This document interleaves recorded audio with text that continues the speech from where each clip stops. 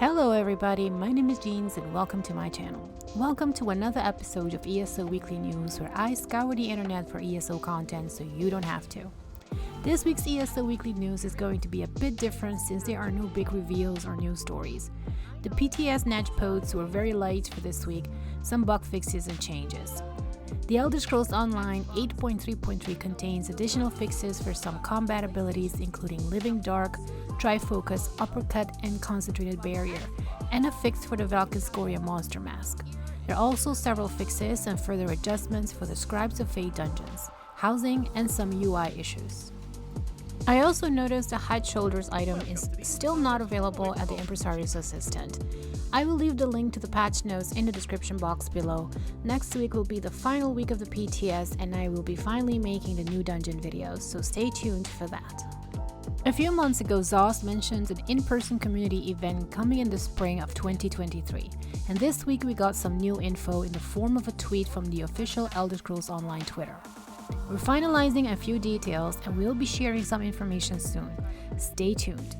I don't know if this is going to be an invitational event or not, depending on where it is and whether it is open to the public, I might attend. Speaking of community event, in a recent livestream, Bethesda DE mentioned the location for the next ESO Tavern, which will be taking place on July 15 and 16 in Bursch Staatsfee near Cologne, Germany.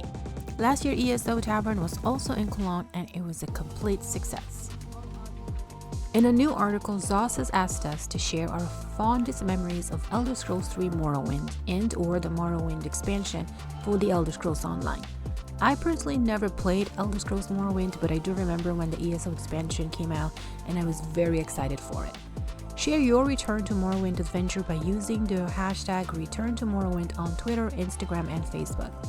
I challenge myself to one virtual photograph a week using this hashtag. Stay tuned for that series.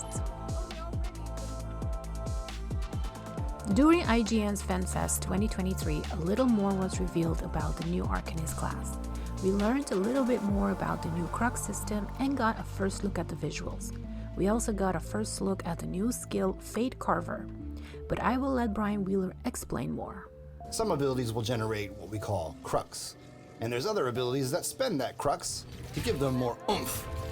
This can mean more damage, more healing, or new effects entirely that let you alter your abilities to the situation. Today, we're thrilled to give you an exclusive look into one of the Arcanist abilities called Fate Carver. The Fate Carver ability is basically a big laser you channel in front of you that damages anyone in the beat. This ability can be used when you want to dish out some serious damage to foes in front of you. To really get some effective use out of Fate Carver, it's a good idea to crowd control your enemies so they can't get out of that beam. Players can look forward to playing the Arcanist and using the Fate Carver ability in the upcoming Elder Scrolls Online Necrom chapter, coming June 5th for PC and Mac and June 20th for Xbox and PlayStation console. I recently got a PS5 and was able to see the total amount of time spent on ESO. I started playing ESO since console launch on the PlayStation 4, and this is my original character created on that day. Just with her, I have 3,590 hours played, and in total on the PlayStation, I have 8,254 hours. On Steam, I have 1,678 hours for a total of 9,933 hours. I am closing in on that 10k hours played. How much time have you spent on ESO? Comment down below your total hours spent playing this game. Whenever you make a new character and travel to any major city, you are immediately bombarded by all the quest starters and prologue quest givers. Like this Reddit poster Maisha Iris says in this hilarious post, please pause to read, these quest givers were talking about events and places the brand new character has not done or been to yet. Some very helpful fellow Redditors mentioned there are add-ons to stop these annoying quest givers from pestering you. I'm looking at you, Stuga. Check out these add-ons for a better gaming experience. Sorry console players, you will have to put up with them till you accept the quest. I will leave the link to this Reddit post in the description box below. This week's streaming schedule is up on my channel's community tab. I will be playing a lot of ESO both on PC and PlayStation this week. Wednesday's stream will be moving to Saturday because of my husband's work schedule. Other than ESO, I will also be streaming Fallout 3 and God of War Ragnarok. This week I will also be continuing and maybe finishing my Blind Vet Vatershan Hollow run. If you want to join these live streams, feel free to follow me on Twitch and subscribe to my YouTube channel. That is it for this week, guys. Tune in next week for another episode of ESO Weekly News. Bye!